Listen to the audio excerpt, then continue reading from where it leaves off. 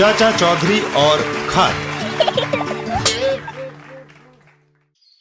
रोकड़ और चौपट। रोकड़, अपनी नकली खाद का एक पैकेट बचा है, इसे भी बेच दें। पर यहाँ तो खेती बाड़ी करने वाला है नहीं, बेचेंगे किसे? चौपट चाचा चौधरी और साबू की ओर इशारा करता है। देखो, वो दो गंजे बैठे हैं ना, उन्हें। चाचा जी, आज आपने पगड़ी नहीं पहनी। साबू कलवा धोबी उसे धोने के लिए ले गया है। इधर रोकड़ और चौपट। लेकिन गंजों को खाद की क्या जरूरत होगी? देखते जाओ, कहते हैं एक अच्छा सेल्समैन कूड़ा भी बेच देता है, तो ये तो खाद है।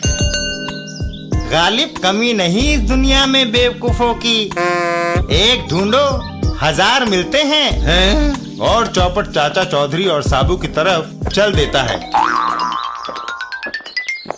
हमारी कंपनी ने ये बढ़िया और लाजवाब खाद बनाई है, जो बंजर भूमि को हरा भरा कर देती है। भाई, तुम गलत जगह आ गए हो। हमारा कोई बाग बगीचा या खेती नहीं जहाँ इसकी जरूरत हो। अरे तुम दोनों के सिर तो बंजर हैं। देखो, एक भी बाल नहीं। हमारी ये अद्भुत खाद सिर पर लगाने से कुछ ही दिनों में घनी झाड़ियों की तरह तुम्हारे सिर पर बाल लहलहा उठेंगे। देखो मेरे बाल, मैं भी यही खाद अपने सिर पर डालता हूँ। असर न होने पर 2 गुने दाम वापस। तभी चाचा चौधरी अपने पंखे की ओर बढ़ता है। 1 मिनट ठहरो, गर्मी हो रही है, जरा पंखा चला दूं। और चाचा जी पंखे को ऑन कर देते हैं। पंखे की हवा से चौखट की विग उसके सर से उड़ जाती है। नया विग खरीदते समय याद करा देना कि वो इतना ढीला ना हो कि हवा से उड़ जाए।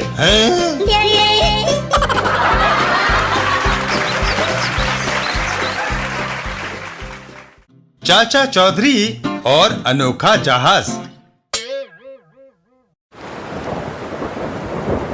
एक दिन बरसात के मौसम में।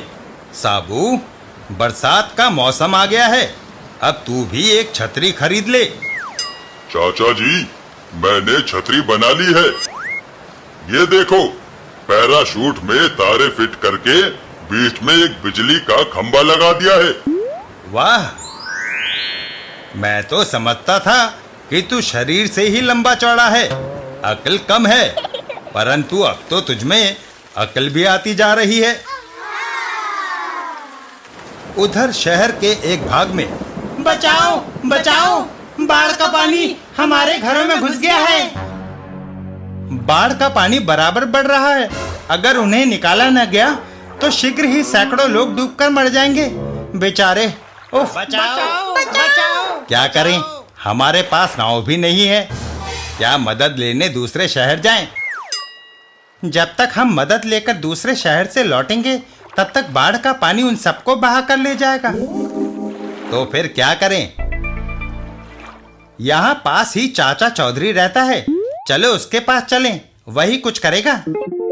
वो दोनों भागकर चाचा चौधरी के पास पहुंचे। चाचा जी, शहर का दक्षिणी भाग बाढ़ में डूब गया है, अगर शीघ्र ही मदद न पहुंचाई तो सब मर जाएंगे। चलो, मैं चलकर देखता हूँ। घटना स्थल पर। बचाओ बचाओ बचाओ। फिक्र मत करो, मेरे पास नाव नहीं, जहाज है। साबू, कूद जाओ पानी में। साबू पानी में कूद पड़ता है। जय बजरंग बली। आप सब लोग जल्दी से मेरी पीठ पर बैठ जाओ। साबू उन सबको अपनी पीठ पर लाद लेता है। सब आ गए? कोई रह तो नहीं गया? नहीं, सब आ गए, अब तुम चलो। साबू तैरता हुआ दूसरी तरफ बढ़ता है। वाह, चाचा जी, ज्यादा बोझ से साबू डूब तो नहीं जाएगा? अरे, वह तो इतने आदमी और लाद कर ला सकता है।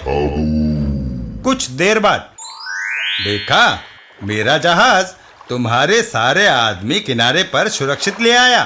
धन्यवाद।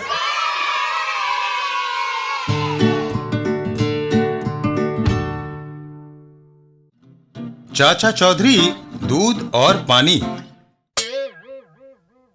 एक दिन एक जगह पर। सेठानी राज्य लक्ष्मी, तुम्हें यहाँ आकर दूध लेने की क्या जरूरत है? ग्वाला वह तुम्हारे घर पहुँचा देता। मैं बिना मिलावट का दूध पीना पसंद करती हूँ। शायद यही तुम्हारी सेहत का राज है। मैंने आज तक सिर्फ शुद्ध दूध पिया है। अच्छा, चलते हैं, फिर मिलेंगे। घर पहुंचकर दूध रेफ्रिजरेटर में रख दूं? मालकिन ने दूध फ्रिज में रखा है, क्यों ना आधा मैं पी लूं? वह दूध गिलास में लेकर पी लेता है। मालकिन की तरह मेरी भी सेहत बन जाए। जितना दूध निकाला है उतना पानी मिला देना चाहिए। दूध में पानी मिलाकर वह उसे वापस फ्रिज के अंदर रख देता है। कमाल है। बर्तन वापस रेफ्रिजरेटर में रख देता हूँ, किसी को क्या पता चलेगा। कुछ देर बाद। पीकू, मेरे दूध पीने का टाइम हो गया है। शंभू काका, मैं काम में लगा हूँ, मालकिन को दूध तुम दे आओ। अच्छा बीकू। राज्य लक्ष्मी दूध पीती है। उफ, मिलावटी दूध। मगर मालकिन, वह जैसा रेफ्रिजरेटर में पड़ा था मैं वैसा गिलास में डालकर ले आया। तुम में से दूध में पानी किसने मिलाया है? मैंने नहीं। हो सकता है भैंस ने पानी ज्यादा पी लिया हो, इसलिए दूध पतला हो गया हो। दूसरे दिन। मैं चक्कर पता कर सकती हूँ कि आज भी दूध में मिलावट है। मगर मैंने उसमें कुछ नहीं मिलाया मालकिन। मैंने भी नहीं। तीसरे दिन। राज्य लक्ष्मी, तुम्हारे दूध पीने के शौक की तारीफ करनी पड़ेगी। मगर चाचा चौधरी, आजकल मुझे वह शुद्ध पीने को नहीं मिल रहा। कोई चोरी से दूध पी जाता है और बचे दूध में पानी मिला देता है। वह दोनों राज्य लक्ष्मी के घर पहुंचते हैं। पता नहीं ऐसा कौन करता है। दूध रेफ्रिजरेटर में मैं रखता हूँ। चाचा चौधरी दूध को उबालते हैं। वह उबलने लग गया।